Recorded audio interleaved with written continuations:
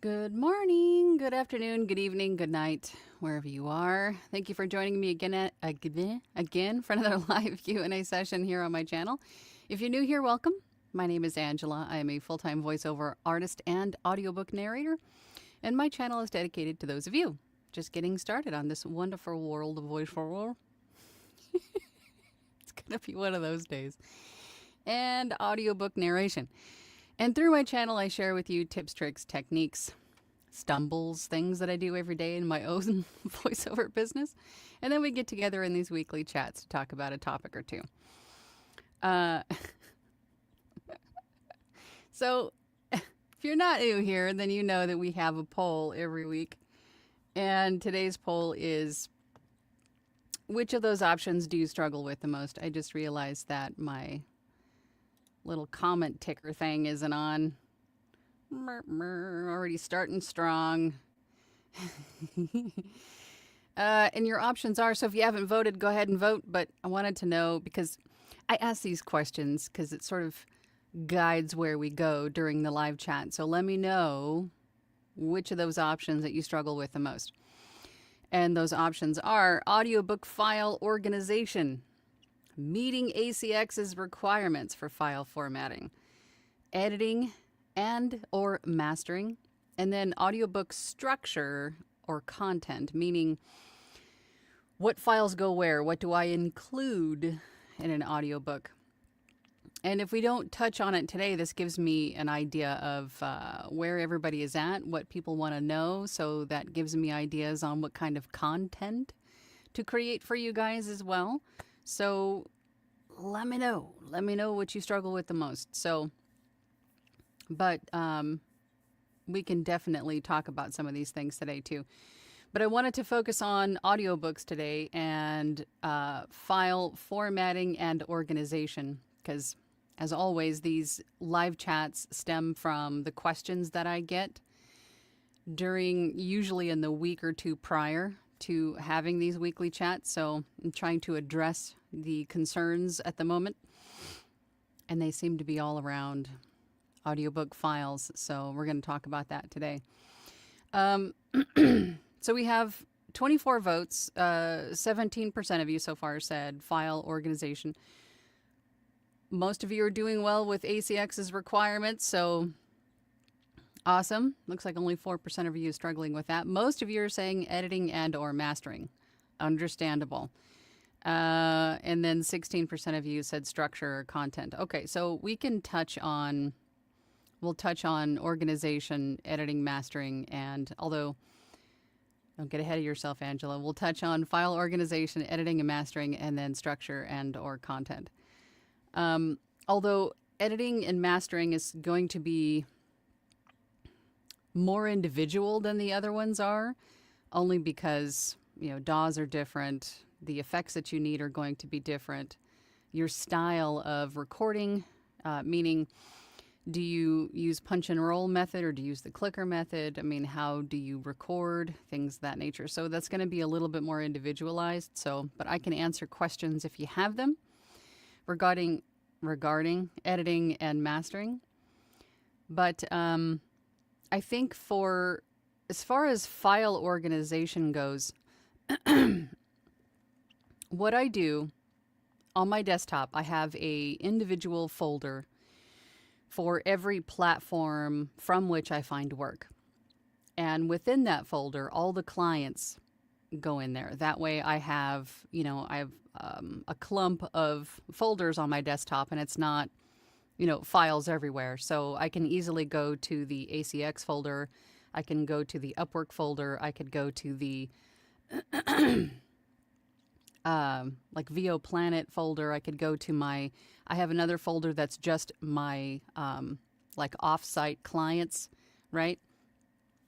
And then everybody from that platform or my clients go directly into that folder. So I can just click on that one folder and then find the client and then keep the files within there. For audiobook specifically, so within my ACX folder, I'll have another folder for each book I've done through ACX. And in terms of what files to keep, I recommend, especially if you're just getting started out, to have a folder where you keep all of your raw files, meaning they are not processed, they're just recorded and they stay raw. Because in the beginning, you're just starting to get used to your DAW. You're still learning your effects, what to apply, what not to apply, how much to apply, right? So you're still learning these things. So if you're applying too much noise reducer and then after you normalize, it sounds very pixelated or hollow, or you just don't like it, it sounds horrible. If you didn't save that raw file, you're now stuck. If you can't undo all of the steps that you did, you're now stuck with this file that you now have to re-record, right? So if you keep the raw files in a separate folder, just name them something different. Name them raw, name them, whatever you want to name them, but keep them completely separate so you can go back and start over if you have to with the mastering process. That also helps if the client has a revision request. So that way, if you have the raw files, and let's just say that you pronounced a word wrong within a singular sentence, you could open up a brand new file, re-record that sentence, and then copy and paste it into that raw file, and then reprocess the whole file, right?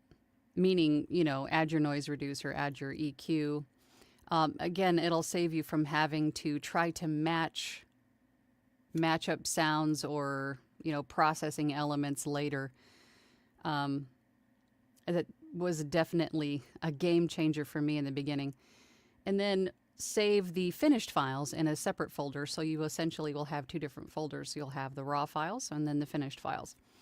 And then once the book goes to the rights holder, they approve it. It goes to ACX's quality assurance. Their QA usually takes anywhere from 7 to 30 days, depending on how backlogged they are and how big your book is. Once the book is off to retail, then you can offload all of those files onto an external hard drive, which you really should have as a voice actor, audiobook narrator. I don't delete any of my files. They all go to external hard drive because you never know. I've had clients that have come back to me a couple of years later and said, hey, we recorded this a couple years ago. I wanted to add to it. I wanted to revise it. At that point, depending on how much has changed or what exactly they want to do, you might want to at least reference the old file some way so you can see the tone that you used, the effects that you used, right? At least for reference, or to change it if that's what they want to do. So having an external hard drive is really going to help you to keep everything organized and to keep everything. You can offload all of your demos to it, all of your finished audiobooks to it, And that will keep the storage requirements for your computer relatively, you're not overloading your storage. Because working with audio and video, it will eat up storage fast. So having external hard drives is definitely necessary. As far as audiobook structure and content, most often the question I get is, do I include the table of contents? No, you don't include the table of contents. However, you can use the table of contents as sort of a guide into what goes into each file. So, for example, if you're looking at a table of contents, you'll see introductions on page 2. There is a perhaps maybe even a prologue, or there's maybe a dedication. Maybe there is some sort of other front matter that they wanted to include, but it has its own section. Let's just make it simple, Angela. We have an introduction, and then we have chapter 1, chapter 2, chapter 3.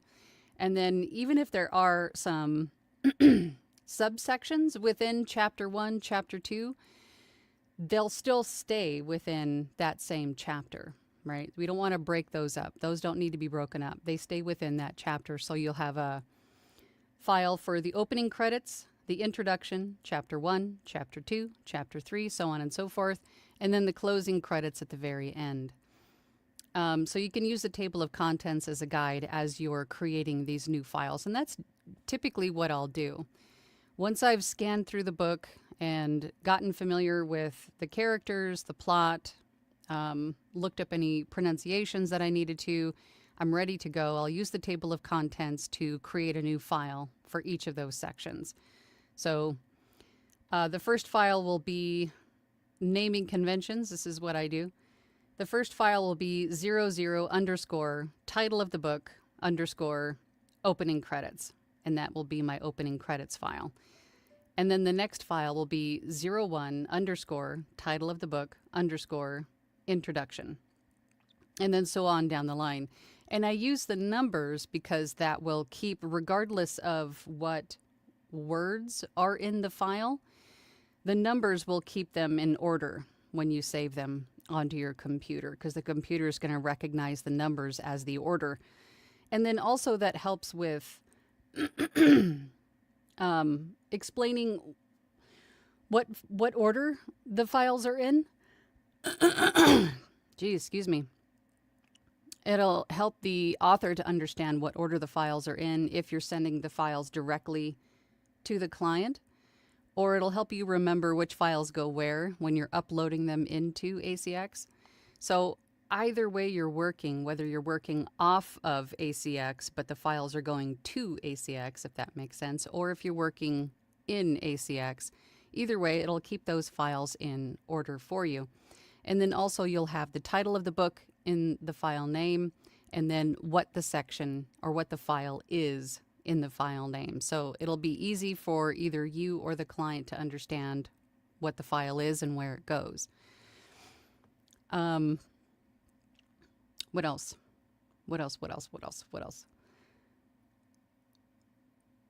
If there's, citations. I get that question a lot. Citations, if there's citations, those typically aren't included in audiobooks. They tend to slow down the narration process if you have to read the citations. Footnotes are not included. Glossaries are not included. References are not included. There was one that was just sort of waving at me in my periphery. I'm sure it'll come back to me. If you have questions, please ask. What was the other thing? It'll come back to me, I'm sure. Dedications I do include, but you yourself as a audiobook narrator or producer should also listen to audiobooks, not only for personal enjoyment, but for professional development as well. You'll start to pick up things. You'll start to pick up what is typically included, what is not. You'll hear other narrators,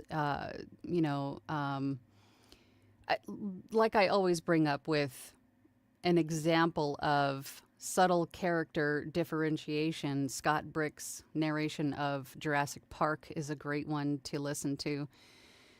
But just listening to audiobooks in general will give you a great idea and you'll about structure, and then you'll also pick up really great tips about how to handle character voices and things of that nature. So definitely worth the time.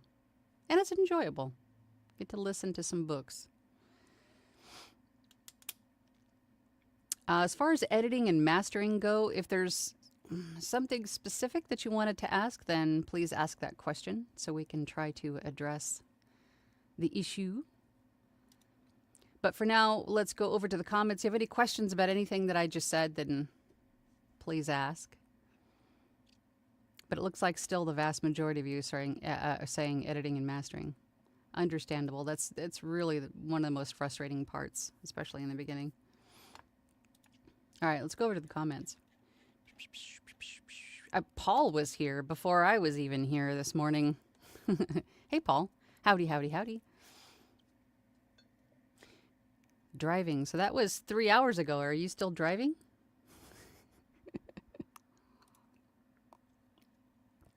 Glowen. How you doing, Glowen? I haven't seen you in a while. Good morning, good afternoon, good evening, depending on your location. Hope your coffee is fresh and hot. It is coffee. Not really fresh and not really hot, but necessary. Caesar. Hey, Caesar. Hi, Angela. Wow, this was a tough poll. For the first time, I needed a none of the above. Ultimately, I ended up with file organization simply because it's the most annoying part of the job. It can be, but if you get into the habit, not you, Caesar, but anybody watching, if you get into the habits at the beginning of creating these folders and then adhering to saving files to folders, you know, if you get into that habit, if you make that a habit in the beginning, it won't be as frustrating for you going forward, and you won't lose files, right? I have, from time to time, I'll be working with somebody in a one-on-one call, and I'll ask them to share a file with me because they had some concern about something, and then they can't find it. And they're like, oh, I saved it somewhere, but I have no idea where I put it. If you integrate this habit at the beginning, then that won't happen. Glowen says, so editing and mastering. I've been playing with it for the past couple of weeks, and I think I'm getting a grip on it. Every day is a struggle with it, though.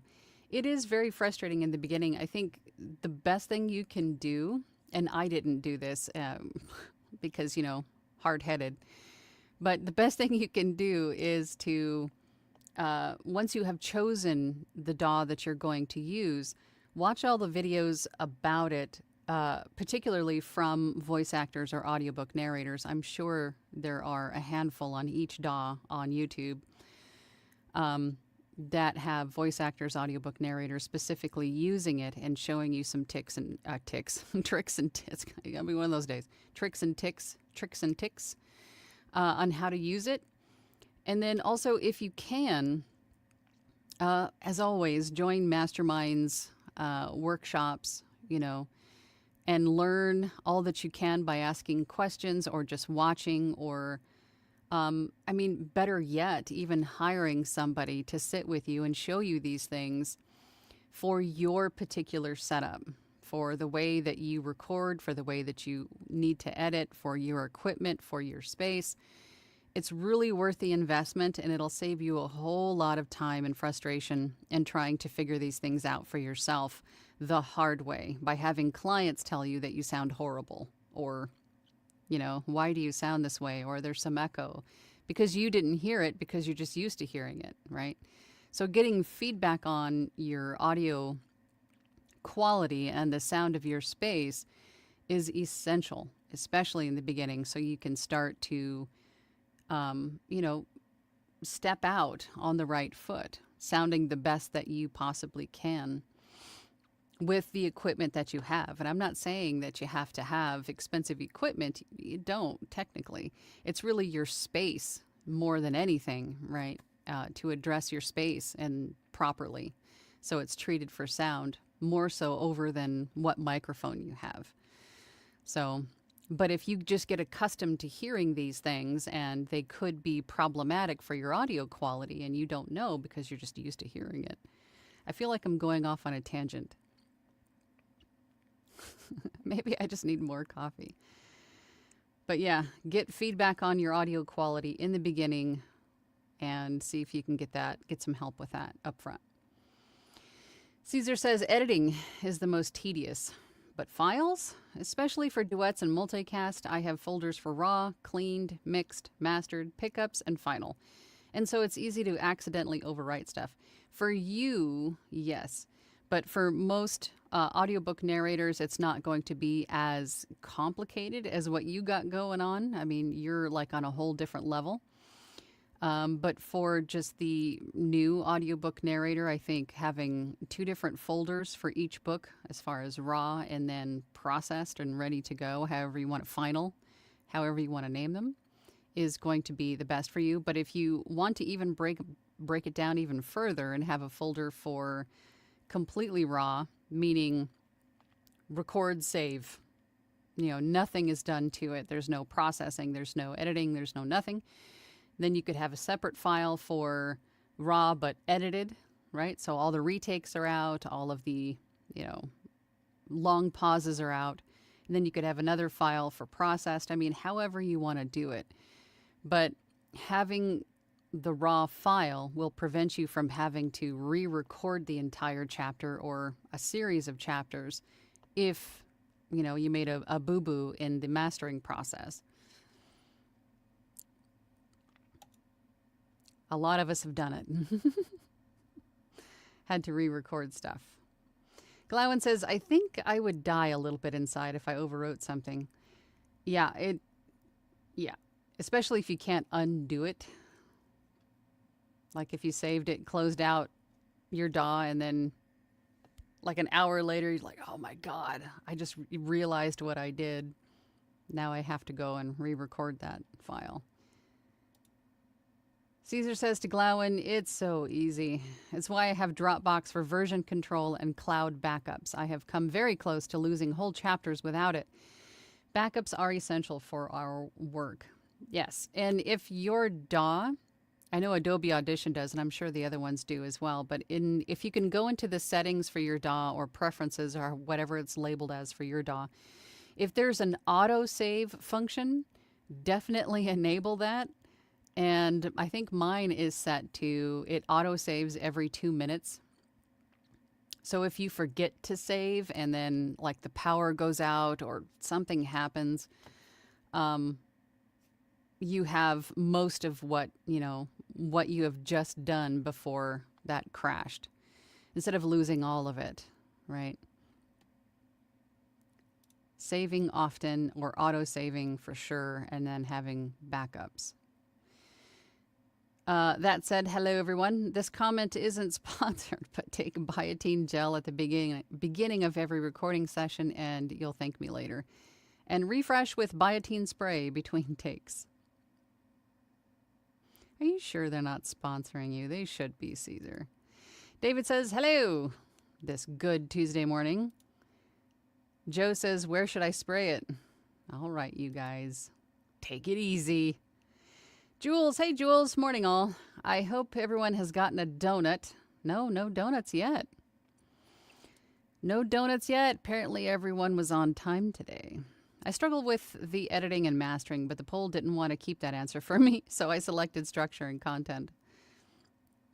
It was just the universe telling you that you're just fine with editing and mastering, and that it's all in your head. You're doing just fine. Smash all the buttons. Yes, do all the YouTubey things. It helps my algorithm. Yep, do all the YouTubey things. Thank you, Joe. Alicia, hey everyone. I'm listening to this from bed as I'm off sick today. Oh no. At least this live will cheer me up. Well, we will try our best to cheer you up. I'm sorry to hear that you're sick. That stinks, especially for a voice actor. When you need it, you need the tool. But rest, hydrate, listen to your body. Don't fight it. Just take the time that you need. You'll recover quicker if you just allow yourself the time to rest and hydrate. Chicken soup, all the things. Sean says, good morning. I brought donuts for everybody. Yes, we got donuts. Thank you, Sean. It's been far too long since I've had a donut. Phil says, hey, Angela. Hey, guys, it's been a while. Yes, it's good to have you back, Phil. Where you been? Where you been? Pamela says, good morning, all. Good morning to you, Pam. Good to see you. Jim says, good morning from muggy Memphis. I'm about even on all of those issues. And, Jim, I was there, too. I think a lot of us can say the same. In the stage that you're at, Jim, sort of like at the start of this, it's all a lot, but you will eventually, everything will start to click for you. The more often that you stick with it, or the longer you stick with it, and the more often you're practicing and you're like actively doing the things, right? You're actively recording, you're actively playing with all of the effects, you're getting help, you're asking questions, you're practicing with your DAW, with the editing techniques and all of the things. The more that you are doing, the more it's going to make sense faster, and it'll all just start to click and everything will start to fall into place. Trust me. That's why I'm always saying, just do it and keep at it. Consistency.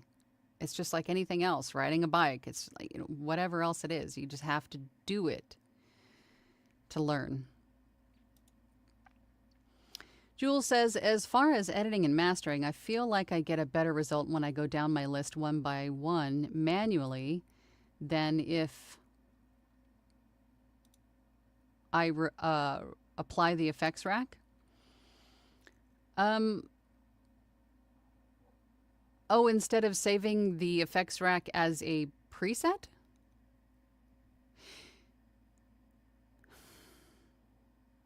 Why? Oh, you mean like applying each effect individually? Is that what you mean? Instead of as an effect rack? As a rack? Caesar says to Joe, I mean, you've got options, I guess. I mean, stop it, you two. Janelle. Hey, Janelle. Hi, Angela. Hi, everyone. Editing, because I try to make it sound and flow perfectly, and then it takes forever. You know how much I despise the word perfect. Because there's no such thing. It's a figment of your imagination. You're forever chasing something that is not real. Because there is no perfect. There is no perfect, Janelle. So do what needs to be done in terms of remove the retakes, make the audio quality sound as good as you can, and try your best to not overthink it. Don't overthink every little pause. Don't overthink every little piece of the editing process, because you will get stuck there, chasing something that doesn't exist. The word perfect is going to be different for everyone. And a lot of times it's the reason why we get stuck. It's the reason why we get stuck, because we're chasing something that doesn't exist. And that's what we tell ourselves. It leads to self-limiting beliefs. Like I'm trying to chase this thing that I'm never going to get, and I think in somewhere in my mind I know I'm never going to get there. But I'm going to allow myself to try to chase it and to achieve it. So, in a way, that just sort of gets you stuck. And that is where we start to over-edit and do more damage than good and all of the things. So don't focus so much on the perfect flow, right? I would say as you're narrating, just sort of feel the copy. If you're focused on the W's while you're recording, while you're narrating, right? The who you are as the narrator, who is your audience, and why you're narrating this, right? If you fully understand the storyline that you're narrating, that you're the picture that you're painting as you're reading it, then you won't be so focused on all of the other technical things. It'll just come, it'll flow. So as you go back and edit that, what you're feeling in that moment is right. So don't over adjust it. Don't try to change it too much. Just make it sound its best so that you meet ACX's requirements, right? Take out the big throat gurgly breaths or you clearing your throat or whatever. Take that stuff out, the retakes. But the natural flow that you created while you were in that moment, painting that picture, is right. So don't try to adjust it too much. Don't allow yourself to overthink it, to try to chase something perfect, because you'll end up doing more damage than good. That was a tangent. That was definitely a tangent, and we're stopping that right now.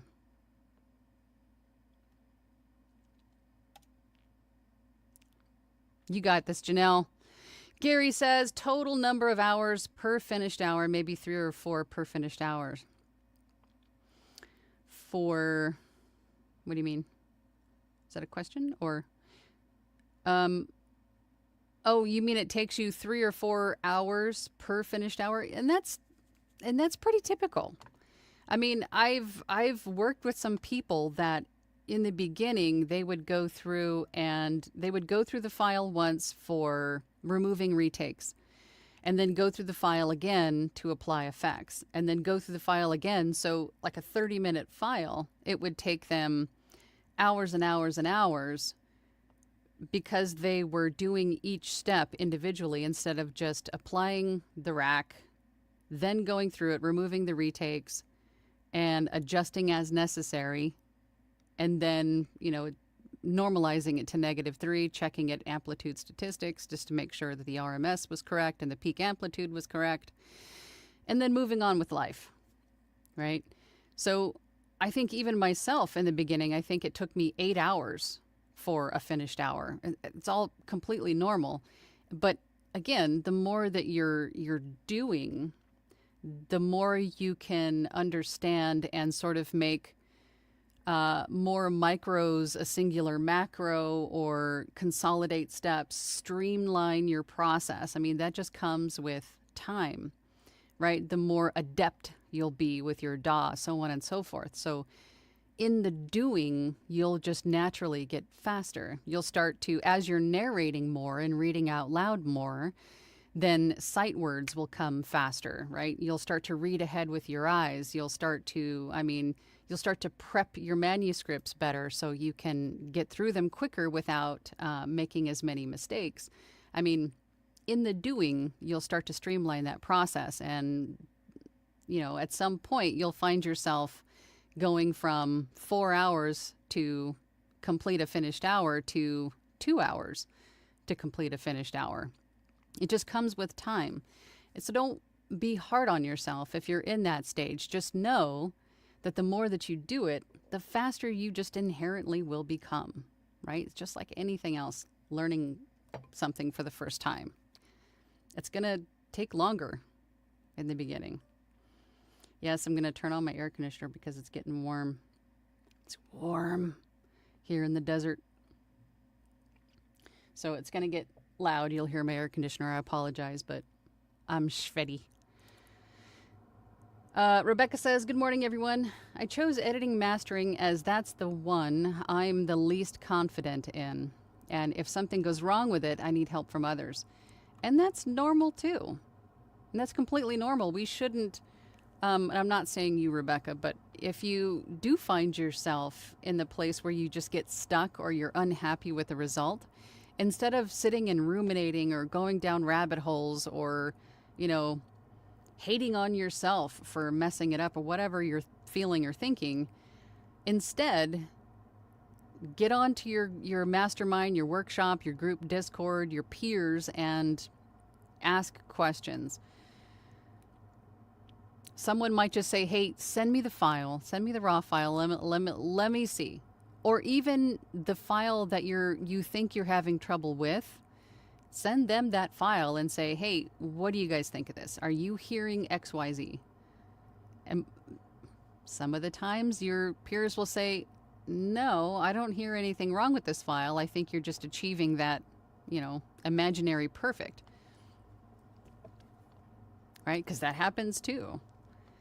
So I would say, Rebecca, and for anyone else, if you get stuck in that place where you're just like, oh, God, this sucks, I don't like it, there's this one little tick, or, my nose is making this noise, or whatever it is, send it to someone else and get their feedback on it. Because it might not even be a thing. It's just you hearing something that isn't a problem at all. It's not even noticeable by other people. We are our own worst critics, for sure. Tanya, evening all. Still trying to streamline the editing process, but getting better and easier each time I learn something new. Exactly. Just keep at it. Consistency. Guys don't believe me most of the time. Just do it and keep doing it. It will get easier, I promise. Just keep doing it. I always have trouble with reverb when editing. Well, it sounds like you may need to address your room. If you're getting reverb while you're editing, then you're getting reverb while you're recording. And then reverb is basically just echo. So I would take a long, hard look at your room, do some spot testing, meaning if you have like an obvious bare naked wall next to you, then that could be an issue. Then, put something up over it, do a test recording and see if the reverb is still there. If there's still reverb, then find whatever else could be the culprit of the reverb, cover it, and then do another test recording. You'll have a much cleaner result if you address the issue, the root cause of the issue up front before you even record, than trying to fix it in post. Because remember, even those effects that you apply to make your audio sound fantastic are still a little destructive in their own way. So you don't want to apply effects if you don't need to. You're much better off addressing the issues before you even record. So that means reducing noise by eliminating or moving noise away from your microphone while you're recording, which means the computer may need to go in a different room or far away across the room somewhere. You may need to turn off your air conditioner or your HVAC system. You might need to pause if there's an airplane going overhead or kids running by or whatever it is, right? Do your best to eliminate what you can before you even, in terms of noise or reverb, before you even record. You'll be much better off. Kat is here. Hey, good morning. How you doing? Donnie's here. Hey, Donnie. Good morning, all. I am working on my file organization, or organizing my files now that I am starting to get a lot of files, and I've started to move out of ACX, wanting to spread my wings, so to speak, and that's good. So,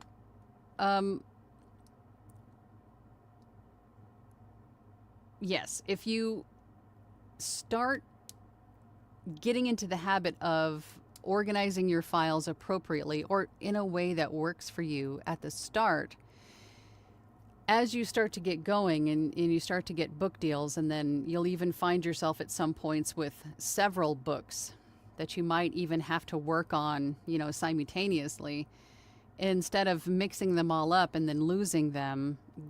Trust me, get into the habit of, organizing them up front, creating some sort of an organization folder system, something where you can sort of separate everything and everything is easy to find. Get into that habit early. Trust me. Sage is here. Hey, Sage. Good afternoon, everyone. For me, editing is really where I'm struggling. I'm still new and trying to find ways to reduce editing time. I'm all about working smarter, not harder. And I love that. But the best way to get to that point is by the doing and being involved and asking questions and learning from those who have been in your position, preferably with your same DAW that you're using.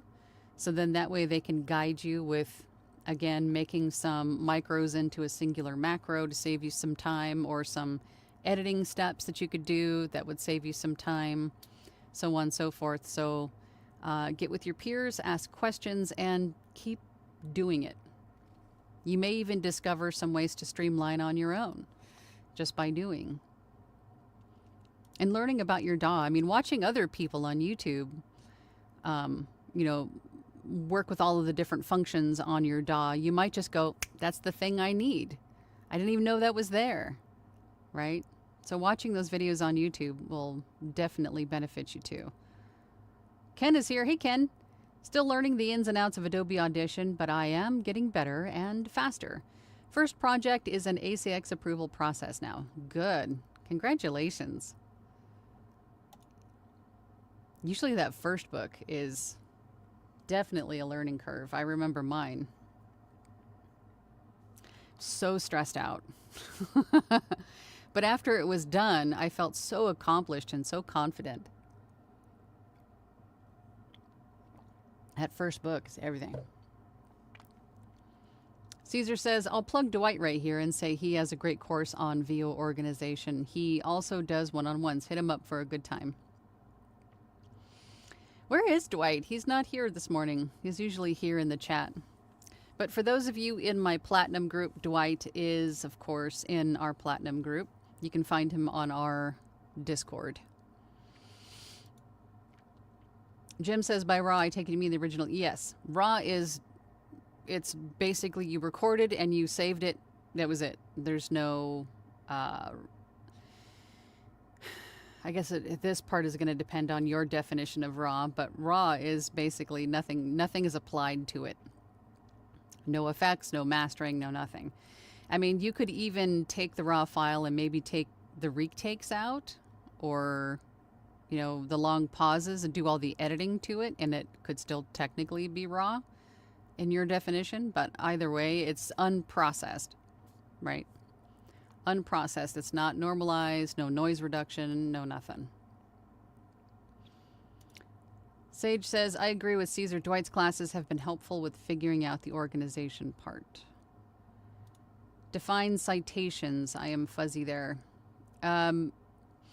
If you're reading, let's just say you're narrating a nonfiction and they're referencing something, a citation from another book, an article, they're quoting someone else from maybe an interview, and they're citing, this is where they got this information from. That's what I mean by citations. Angel says, hello everyone. Any suggestions on the type of external hard drive and or size? I get the 2 terabyte hard drives from either online at Amazon or from Costco, depending on who's got a better deal at the time. I think that's about it. And then I offload like every couple of months. I have a lot of storage on my computer, but I like to keep it as clean as possible because I do run a lot of processing and things, and I just don't want my system to be bogged down with too much storage. I don't want to be able to save like the videos I'm creating and all of that stuff. Not running into that warning sign that says, sorry, you don't have enough storage to save that. And, Rustic Hillbilly is here. Morning. Good morning to you. Thanks for being here. Kat says, should we ask the rights holder if they want us to say that there are footnote citations, graphs, PDF available if the rights holder has them online? That was the thing that I was forgetting to mention at the beginning when I said there was something else on my periphery that I needed to mention. If there are graphs, illustrations, charts, tables, anything that obviously cannot be narrated, once you have the manuscript and the rights, you're like sort of in the negotiation part, or even if you have the book, the author just places an order and goes, okay, this is what I want you to do. If you come across the book having these things in them, ask the rights holder if they plan to put these things in a accompanying PDF. When you purchase an audiobook, you have the ability to also include a PDF with it for these things. So, and you want to ask that question because you may need to reference it. So if that's the case, if the author says, oh my gosh, that's a great idea, I didn't think about that, or maybe I didn't know how to handle those, you want to give them back the manuscript and say, here, now let's revise the manuscript a bit to include, if you're referencing a table or a chart, then you want to include see example 2 on the accompanying PDF or something to that effect. And then put those graphs and things on a PDF to, be offered along with the audiobook. But you as the narrator will need to reference that.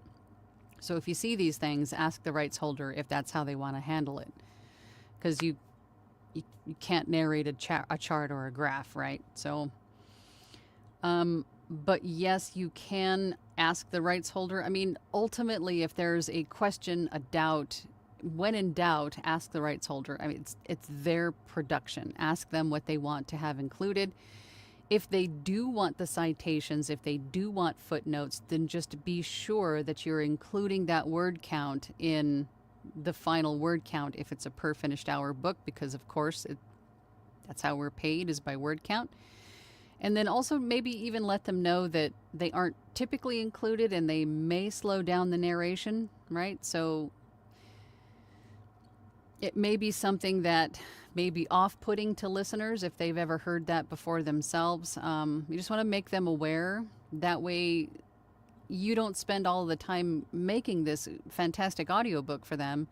They get it and they go, oh God, she was right. This sounds horrible. This is just slowing down, the information, and I don't like it. And then now you have to go back in and remove and redo a lot of that. It just saves both of you revision time if you're letting them know these things up front so they can make an educated decision on which way to go.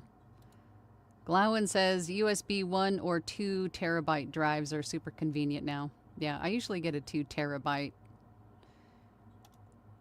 external hard drive. Joe says to Jim, when you draw content from another publication, especially when using the source as authoritative, you will want to give credit to that source via citations. New Double One says, I had a lot of bullet points in one of my books. I did read them to make sure they stood out, but I didn't really know if I should read. Oh yeah, bullet points for sure. That's part of the content of the book. That's part of the meat of the book, right? If you're making points and things. But if there are citations or footnotes, then those are typically not. But bullet points, absolutely 100% should be there. If it's part of, like a subheader, or, it's a list of things or examples, things like that, for sure. Donnie says, make sure you do every chapter the same as the others, i.e. book name, chapter 1. Sorry, hang on. Something caught my eye. Book name _ chapter 1. If you type book name chapter _ chapter 2, it'll put in a different spot. So don't ask how I know that. That's another reason why I always start out with numbers instead of lettering conventions as the beginning. I always start with numbers so that no matter whatever comes after the numbers, I know that my files are still in order, because the computer is going to use that as the organization or the way to file them. The order is by the number. Caesar says to Angel, 1 terabyte is good starting point. 2 terabytes is better, but if you combine with cloud storage and backup, you can archive finished projects as online only. Gregory says, good morning. Angelanos and Angelanas. Donuts are in the back. I've gotten better with dealing with plosives, but I have the problem of sound spikes. It usually occurs at the middle or the end. You have a very dynamic voice, Gregory. You have a very expressive voice, and I would assume that's probably where the spikes come from. I would say, given your background, it might be a little bit hard to tone them down a bit, but I would say that is mainly just going to come from some practice and just sort of dampening down the amount of energy that you put into certain words at certain places. It's just, I think that really is going to be the issue for you, where those sound spikes come from. Because I mean, you could use compression, you could use some effects to help dial those down, but I think in addition to those, again, addressing the issue before you even record could definitely help. Maddie says, I've been having a hard time deciding when my S's are too sharp or just normal sounding. And I think that is definitely something that is still a concern for me. I'm a little bit more sibilant because I got a little bit of a seed cracker there. So I think I do have an issue with sibilance as well. Again, feedback. I would say if you think that you are a little bit too plosive or a little bit too sibilant, get feedback from your peers and just say, hey guys, is this a thing or am I just overthinking it? That's what I would do. Donnie says, yes, Caesar, 2 terabytes is better if you can. Agreed. Robert says, on file storage, it's best to have 2 places to store. Do external hard drive, can and do fail occasionally. I mean, you run the risk of something failing somewhere at some point. You just do. But all you can do is just do your best with what you got. Right? If you choose to use cloud storage or external hard drives or whichever way you go, you run the risk of losing it, crashing it, I mean, somewhere, somehow. I mean, that's just with anything. So I guess just choose the method that works best for you and your process. Joe says, yep, more storage. Gregory says, don't forget to click on the thumbs up, folks. Call it a Scooby snack. Scooby snack for the algo. Yes, please do all the YouTubey things. Gracias. Joe says, storage is like screen real estate. You can never have too much. Tanya says, I save a raw file, a repaired file, and then the final draft. This has saved me from VO hell a couple times. A repaired file? You mean repaired as in like edited, mastered, like would you call that repaired or what do you mean by repaired? Paul's still driving. Good golly. Where are you going? Dwight, there's Dwight. Good day, Angela and company. Great topic. Sorry, I'm distracted. The Boston Creams are staring at me ever since I ate one of their own. That usually happens. Yep. Just don't wait around for them to start the aftermath or the vengeance they will seek upon you. Lisa's here. Good morning from Alberta. My struggle is file organizing. Your suggestions are going to help me in the future. Good. And that's the point of these, right? It's to sort of help you to not do what I did. I'm sharing, me and everyone else here that's got a little bit of experience are here to share these things with you to hopefully help you to not fall on your face in these ways that we did. Glowin is here. I'm trying to catch Chad recording in Reaper. Saw him for a few minutes last week and was impressed with his method of recording. I think it's punch and roll. Yeah, punch and roll. Punch and roll is when you're recording live, and if you make a mistake and you notice you make the mistake, you stop the recording, go back, and then re-record with the correct text, sentence, pronunciation, whatever it is that you goofed. I don't do punch and roll. I think it's a combination of I'm just not coordinated enough for it. I don't know. Old dog, new tricks. I don't know what it is. Or I think also it just sort of takes me out of the moment. Instead of just using my handy dandy dog clicker, marking the mistake and then coming back to it later. And then also with the clicker method, it gives me sometimes multiple takes to choose from, as opposed to just the one that you're stuck with when you're doing punch and roll. And then also punch and roll can be a little bit tricky if you start the recording in the middle of a breath and then you don't come back and fix that breath, then you'll have like a mid-cut breath in your narration. So, I mean, either way you look at it, there's pros and cons to both methods. It's just which one works better for you, right? So if you can try punch and roll and, you know, if it works for you, great. I've tried a couple times. Not so much for me. Jim says, I am guessing that in the audiobook recording, you would record a page at a time. How much do people usually record in one session? Depends on what you got going on. It depends on the time that you have to record in. Like, for example, for me, in the desert with it being, 120 degrees in the summer, the air conditioner's on all the time. 90% of the time, I would say, in the peak of summer. So for me, if I have to record in 10-minute intervals while the air conditioner is off, that's what I got to do. In the fall months when there's no HVAC on for the majority of the time, then I'll record maybe a chapter, a half a chapter, depends on how long the chapter is. If I feel like I'm getting a little bit groggy or strained, I'm going to stop and then come back to it later. That answer is going to be different for everybody depending on your schedule, what you got going on. The perfect satisfactory recording time, if it's quiet enough, right? If your stomach isn't growling, things like that. So that answer is going to be different for everybody, but there isn't a correct or right way to do it. Angel says, thanks, Caesar. Dwight says, hi to Joe. Caesar says to Glowen, he uses punch and roll. For duets, he marks with a clicker. Then he bounces the track and brings it to Isotope Editor if needed for peak leveling, then back to Reaper to master. Donnie says, editing and mastering will always be worked on. Always, always, always. Yeah. I don't think I've ever stopped tweaking the process. Rochelle says, I made the mistake of recording all the subheadings individually. So from what I heard, there's no chance of being able to put them together in the first chapter, making and creating files a struggle. You can.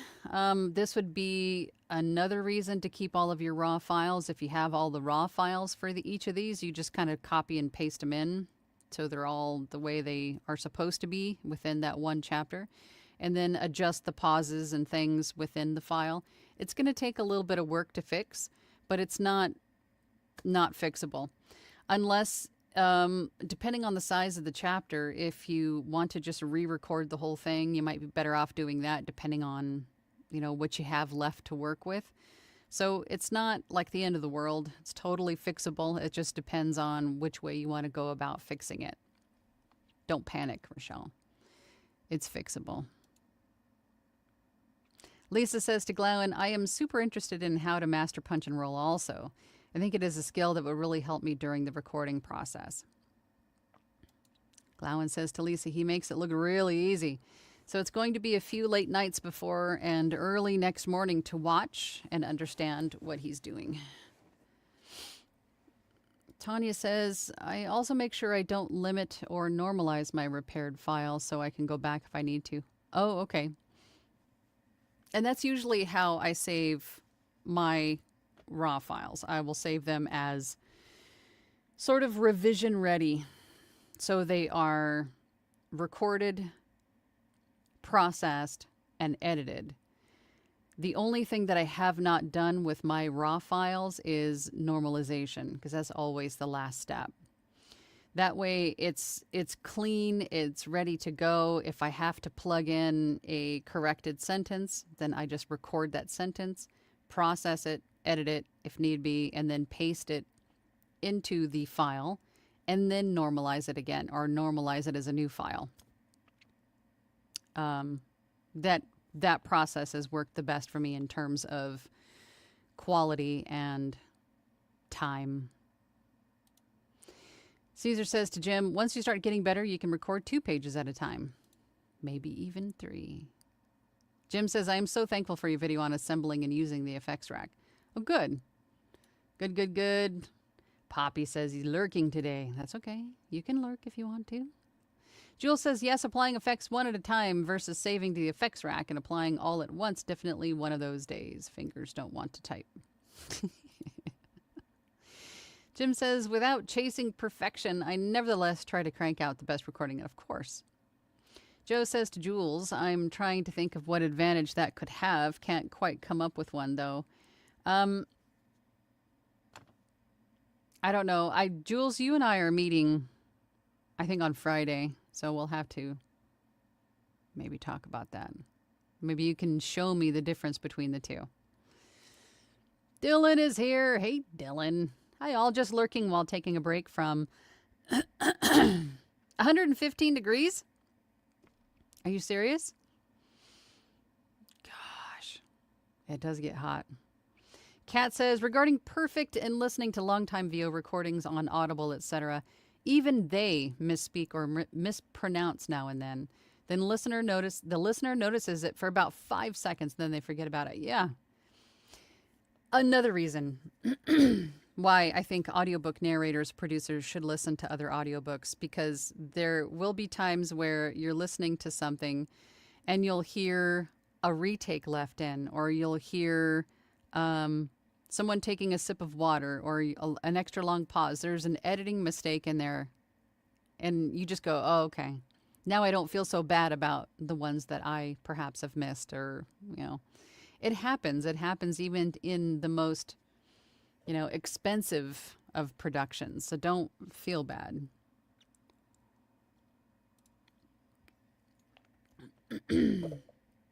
Donnie says, I have to remind myself that the author or rights holder chose me and how I sound. So stop trying to change it like they like you just as you are. Exactly. Jim says, if I clear out a throat clearing, I give it 5 seconds afterward to clean up the recording. Yep, you should give yourself, if you're making any kind of noises at all, give it like an extra couple of seconds of silence after. If you can, it'll help you to cleanly edit it out later without any kind of artifacts of the, or whatever in the file recording. Joe says, I think I'm getting better. Then I listened to Travis Baltry as Scott Brick. Don't start the comparisonitis. Don't. Because we are here and those guys are over here. Right? Apples and oranges, my brother. You don't do that to yourself. Don't do that to yourself. That's silly. Glywin says to Dylan, it's a balmy 30 Celsius, 86 Fahrenheit for everyone south of the border. Yesterday was only, okay, don't rub it in, Glowin. No. We got triple digits here in the desert. No. Jim says, what year humidity at? Mine is rather high. Yeah, I don't know. I just see flames for, for my temperature on my computer. Is it an omen? I don't know. Concerned. Eric says, hey, Eric. Hi, all. Sorry I'm late. Spicy Caesar has the donuts. Anyway, one other thing that helps with speed of recording is the author's prose. If they write well, then you can read it more easily. Yeah, and I think regardless of the way or how adept the author is at writing, if you can find the groove, that's a beautiful thing. But for every book, it will come down to understanding what it is that you're saying, who you are as the person saying it, and why you're saying it, and who you're saying it to. If you can understand those things, then it'll help you make the words make more sense or come out sounding as they were intended to, right? So don't just read the words as you come across them. Try to understand why you're saying it. Are you the voice of the author? Are you a character? Are you the narrator? Are you you have to understand these things. And then most of the time you'll find your groove, and then it'll just sort of flow a little bit easier. Poor writing breeds slower reading. You go back and fix errors more often. Yeah. Pardon me while I moisturize. Yeah, because if it's not clicking or making sense to you right away, then yeah, of course it's going to slow you down a bit.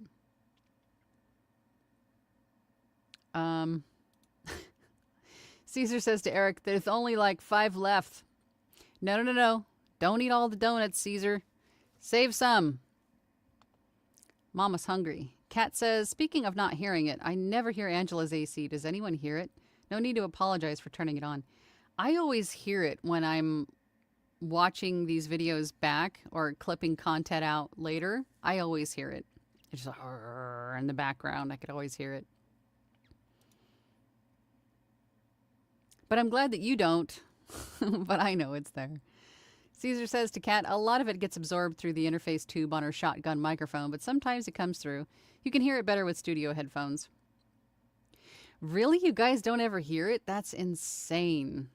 I mean, in watching these back, I can hear my computer running through the audio, not even on my headphones.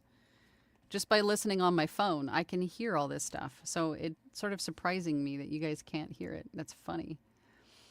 Jim says, every fan is off in the house before I stop recording or start recording. Got a new mic cord, not knowing the age and legacy of what I had.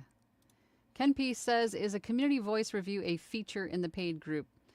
In my platinum group, we have in our Discord, we have a feedback thread, and then also within our group every month, my platinum group is broken up into smaller groups, and then every group has its own month to submit auditions for review, and then we listen to the audio quality and the performance and all the things, and we give feedback on them. So yeah, there's a few different ways to get feedback in my platinum group, but that is definitely one of the things that we focus on.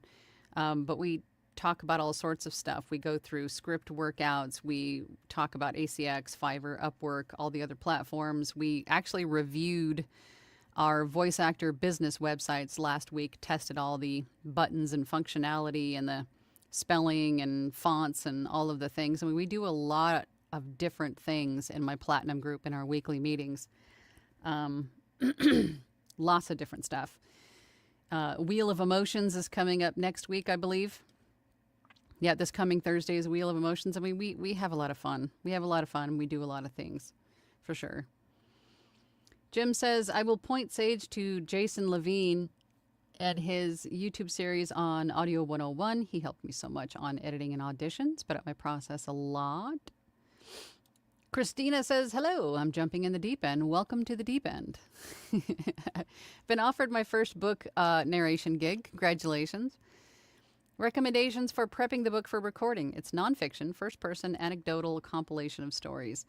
For nonfiction, you're not going to need a whole lot of prepping. I think what you probably want to do is make sure that you understand how the content is going to be split, if it's going to be a compilation of stories. Depending on how it's formatted, if it's like some authors will want, depending on the size of the stories, I'm trying not to make it too convoluted or complicated, but just use the table of contents, I would say, in terms of breaking it down into separate sections. And then looking up words that need pronunciation help, I would think. Making sure that you're understanding what you're saying. Like if you don't really understand what they're talking about within each story or something like that, take the time to understand what you're saying. I mean, that's really the only prep for the nonfiction. And if it's anecdotal, then, comedic timing will definitely help. If it's lighthearted and funny, will definitely help. So understanding what you're saying is going to be paramount. Why you're saying it, who you're saying it to. Wanda says, Angela, I just want to say how much I appreciate you. Oh, thank you. I'm very new. And when I found your videos, I breathed a sigh of relief. Oh, it's better than the opposite, I suppose. Going, who's this crazy person? Thank you, Wanda. I appreciate that. Dantastic Guy says, I feel like I need a professional to get me started with getting Audacity settings right for my particular needs. And there's nothing wrong with that. I think I had to admit defeat. I had to surrender with what I didn't know about Adobe Audition about a year in, and I hired Tim Tippett to help me with an effects rack and to help me understand Audition better. Probably one of the best things that I did. One of the best investments that I made into this business, because that confidence that he gave me was everything. It just kind of took all the doubts out of my head. It was just like one big boulder on my shoulders that I no longer had to carry after that. It was definitely worth the investment. Because again, your sound quality is going to be, there's too many variables. There's too many variables to do like a broad brushstroke video, right? We can tell you how to use these things, but it's not going to be individualized for you because your space, size, shape is different. Your equipment's going to be different. Your proximity is going to, I mean, there's so many variables from studio to studio, from person to person. So getting individualized help is probably one of the best things that you can do. It's one of the best investments you can make for your audio quality. 100%. Dwight says, Angela is absolutely correct. Understand what you need to store and set up your file organization structure early. Build your muscle memory on all your processes. Yep. Start those habits early, like now. Start building those good habits now. But I don't have the money, and that's fine. I would say in the interim, just watch all the YouTube videos that you can about the specific DAW that you're using and just sort of piece it together. And again, join groups, join workshops, masterminds, peer groups that you can ask questions. You can get feedback from people who do know the DAW a little bit better than you at this stage, right? And can point out things to fix, maybe effects to apply, things of that nature. Get feedback from your peers and friends and support from your peers and friends. So join those groups, like my platinum group, right? We do all those things. That's why I created it. Sage says to Jim, thanks, I'll take a look at it. Dantastic Guy says, OneDrive is a nightmare, in my opinion. Yeah, I don't really use OneDrive either. That's why I use the external hard drives. It's kind of my jam. Maybe I'm old school. I don't know, but that's my choice. Caesar says to Sage, have you moved to Audition yet, or are you still on Audacity? Tanya says, one of my current rights holders has 3 songs. 3 songs? Are you singing? So I had to ask them how they wanted it dealt with. They weren't sure, but had thought to mention. Always ask the rights holder. Like original songs or like songs from the radio? Oh my God. Sage says to Caesar, I'm still using Audacity at the present. I'm hoping to switch to Adobe in the next few months. My injury put it on the back burner. Understandable. New 001 says thank you. You're welcome. Jim says, I have a 4 terabyte hard drive sitting on top of my desktop, just sitting there. Probably need to store more stuff than I do. Wouldn't hurt. Gary says, bullets. You definitely need to include them, but your voice has to highlight them so the listener can hear the difference. Yes, like a list, right? I felt the tangent coming. Tanya says, yes, repaired means edited, mastered, but not normalized. Copy. Donnie says, when I was just doing ACX, the organization was simple. I had folders for auditions, completed books, etc. Things are changing for sure. I'm not buried yet. Dwight says, I will be doing Punch and Roll this afternoon on some auditions. If anyone's interested, I will use Audition. You're going to be on Discord? Live on Discord? Our Platinum Group's Discord. Rochelle said, started over, still panicking. First 15 minutes are due end of month. If anyone can guide me, please reach out. Don't panic. Don't panic. It's fixable. It's all fixable. Yeah, it might take a little bit of extra time. And if you have to let the rights holder know that you're having technical difficulties, they can allow you an extra day. Do not panic. There's no need to panic. It is what it is, right?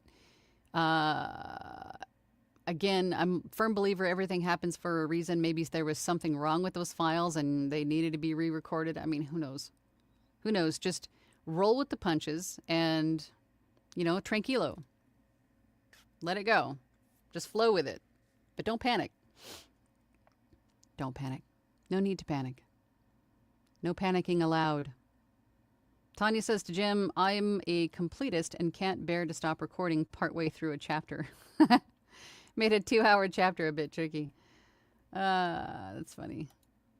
Dwight says Eric does Punch and Roll as well. He loves recording all the time. He does love recording all the time. Good teacher. Jim says, listening to the samples and feedback, I feel better about speed of reading. Jewel says, I don't remember what book it was, but I once listened to an audiobook where the narrator was clicking a pen Are you kidding? And they allowed that to stay? I would definitely consider that to be an extraneous sound. I'm surprised they allowed that to remain. Was it on Audible? If it's on Audible, I'm shocked that they allowed that to remain. That's insane. Caesar says, on the subject of comparisonitis, I sometimes wish Scott Brick sounded more like me. That's the way to think about it. Great job, Caesar. Joe says, that's the right mindset. Yep. Jules says, here in Florida, it's 90s with 50% humidity. I mowed the grass this morning. You're a nut. Jim says, time for my lunch, banana, peanut butter, and mayo day. All like on a sandwich? I never hear your AC. That is so funny. Yeah, banana, peanut butter, and mayo on a sandwich? Carol says, gotta jump. Great topic. Thank you. Have a great day. Let's see if we can get some questions because we are way over an hour. Robert says, Angela's Platinum Group is the best VO community ever. Yes, I am a little bit biased. I think it is one of the best groups. And it's pretty cost effective. Just going to say, I haven't changed the price for membership in years, and I don't plan to. So it's there for the community, not so much for the monetary gain. I'm not one of those. Sage says, to Jules here in Gainesville, 92 degrees and 54% humidity. Yuck. Happy and joyful. Is there a reason why you didn't choose the free Audacity? Actually, I did. And I'm glad you like my channel. Thank you. I used Audacity for first 2 or 3 months, I think. And that was fine. That was my first experience using a DAW, and everything was just a completely foreign language, and I was learning it. But then my partner at the time had suggested to use Adobe Audition. And so I did. And then I was like, a whole new world, right? It was just like everything that I was kind of struggling with in Audacity that I didn't really realize was a struggle I didn't need to struggle with was not a struggle on Adobe Audition. It was like it just intuitively made sense. So ever since then, I've stuck with Adobe Audition. But I did use Audacity to start. Rebecca says to Robert McMurray, totally agree. The Platinum Group was a big help in getting me from I want to do this to I am doing this. That's great, Rebecca. You guys are the best. Well, since you guys can't hear it and I'm starting to feel it, my Nest thinks no one is home, of course, because it's on another level. It's getting warm in here. Tanya says original songs. Oh, interesting. Character plays the guitar and composes songs. I'll record them once they can make a suggested tune to record to. Interesting. Well, that's fun. It makes it a little bit different experience. Sage says to Jules, that's awesome. Gen X here. Same. Still use the terminology. We should get together sometime and pick each other's brain. Are you in the Discord? Jules, no, she's a mentee, but she is, Jules, you didn't join the Platinum Group yet, did you? I don't think she has yet. I'd love to have you there, Jules. Not in the Discord soon, though. We should definitely hang out. Wanda says, how do you upload the first 15 minutes? I started by loading one at a time, but I couldn't tell what the rights holder was seeing, and I was afraid I was overwriting the files.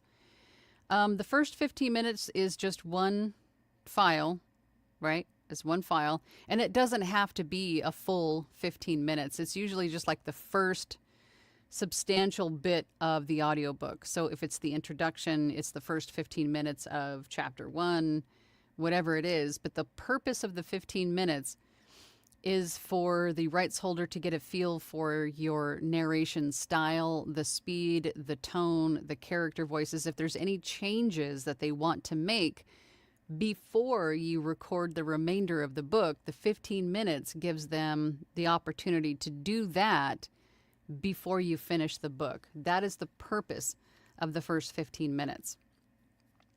So that is just the first section of the book, right? So even if it's 10 minutes, right? So you upload that into the section that says first 15 minutes, right?